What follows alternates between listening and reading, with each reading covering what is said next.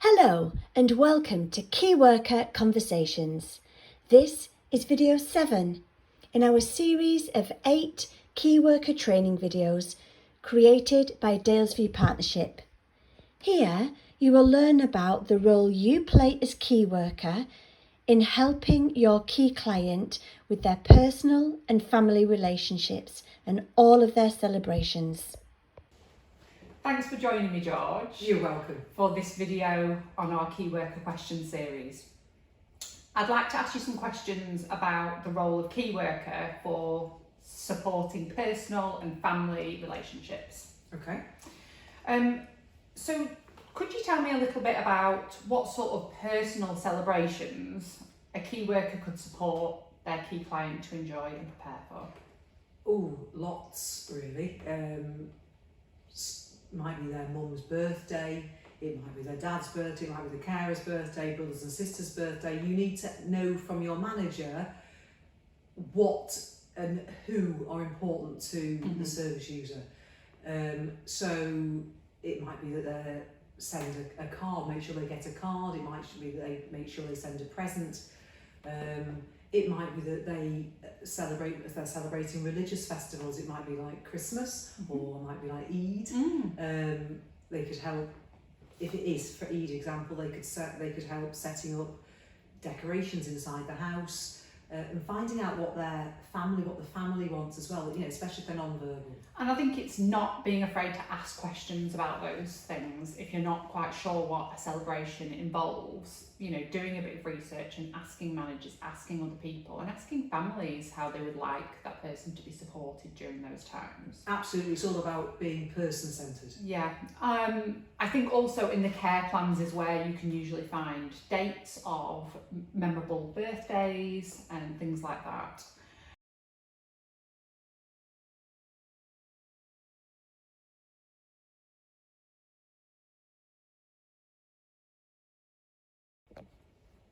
So can you tell me a little bit about how a key worker might help their key clients celebrate a personal event like their birthday?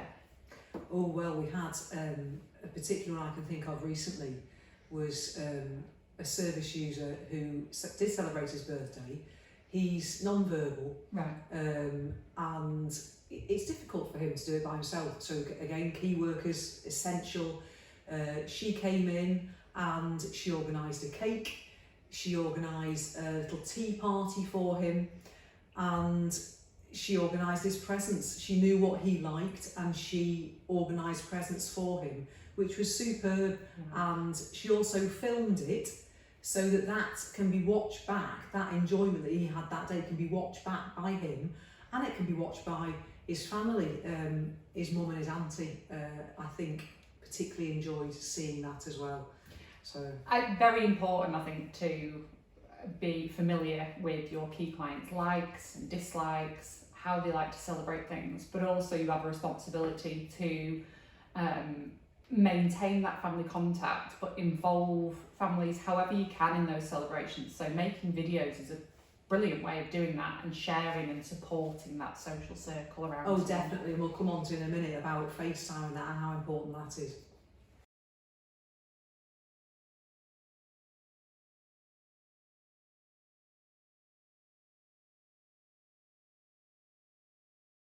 So I'd like to talk a little bit about maintaining family contact throughout the year. I know there's some suggestions on the lifestyle rota about how to maybe do this. Oh, there are. Would you like to give me any examples about how we can support our key clients? The clients that we support are mainly non-verbal. Not all of them, but mainly non-verbal. So it's crucial that we keep the communication there. One of the ways it's on the lifestyle rota is for a lot of people love receiving, families love receiving cards and pictures and communication through the post. We all do. It's a dying art. Okay. So I think it's mainly weekends. You know, people have got a bit more time because the rota's not so packed. So how nice is it that you sit with your key client and think about what they've done over the week, chat about it with them, and you could write a card for them. If they can't write, you could write a card for them and tell them what you're writing as you're writing it, and then you could go to the post box with them to post it. You know, how nice is that for their parents or their carers or their family to receive that? The other crucial thing is that's obviously come about now is FaceTime. We have to be careful around, there's certain rules that we need to follow, and you need to speak to your manager about, you know, about phone numbers, etc. But FaceTime is how people want to communicate now. A lot of families do, not all, a lot of families do. And when you're doing a FaceTime call, you need to remember, don't disappear. If you with a client that's non-verbal, don't disappear off round the corner. You'll need to support them on that FaceTime call. So don't run away. Stay there with, you know, facing the family. It can be quite daunting, but the more you get to know the families, the easier it gets. Yeah. And chat again. Have a look at what they've done during the week. What have they done that day? And talk to the parents about, you know, how they've been.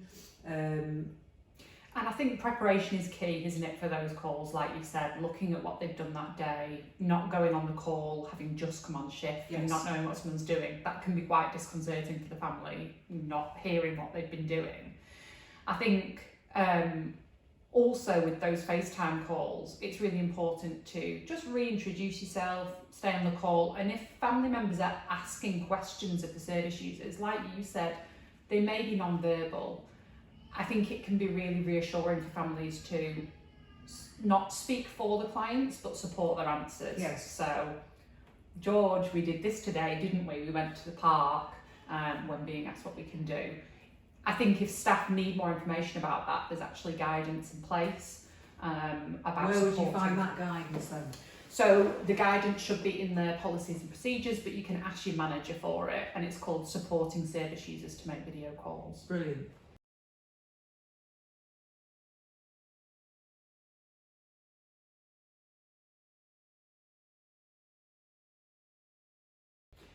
I think it's also important to talk about how we can capture day-to-day special moments with service users. We do so many different things and activities. It's really nice to be able to share that with family members. It is, and you know, we've all got the best thing in our pockets. We shouldn't always have it on shift, but the phone is there, and they tend to have good cameras. So you know, if you have got a phone and someone's doing something particularly special, it might be that they're at trampolining and they've managed to stand up on the frame, or I don't know, they've produced an artwork that's particularly nice.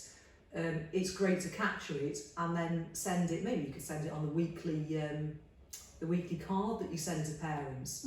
Yeah, having it either printed out, but also we need to remember that if we are capturing those moments on personal devices, that we're sending them straight to managers, and then we're deleting it off our own personal devices.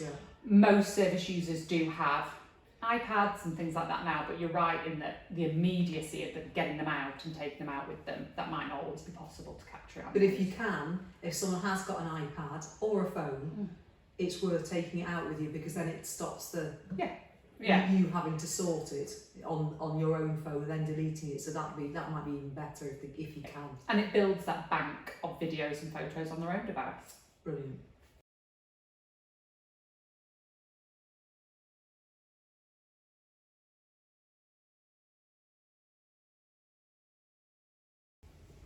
So if somebody's new into the key worker role, how can they find out who their key client is friendly with within the service or outside the service, and how can they help their client make and keep plans with friends?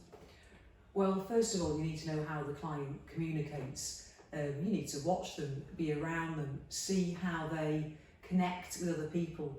If you notice a special connection with a certain service user, someone else, you would obviously need to make that obvious to your manager. It needs to really go in their care plan. And then you would then look at which home that person was from, make sure that you called the home. You know, could such and such go and have a cup of tea? Could they go and have a massage with someone because you've noticed that they've made a connection with them? So you will have to arrange that between each home. But it must go in the care plan though. Yeah, just being clear about date, time, venue, making sure that everybody involved knows. I think it doesn't have to be a massive big day out. Sometimes it's just going round 20 minutes. Yeah. going round to a friend's house for a cup of tea.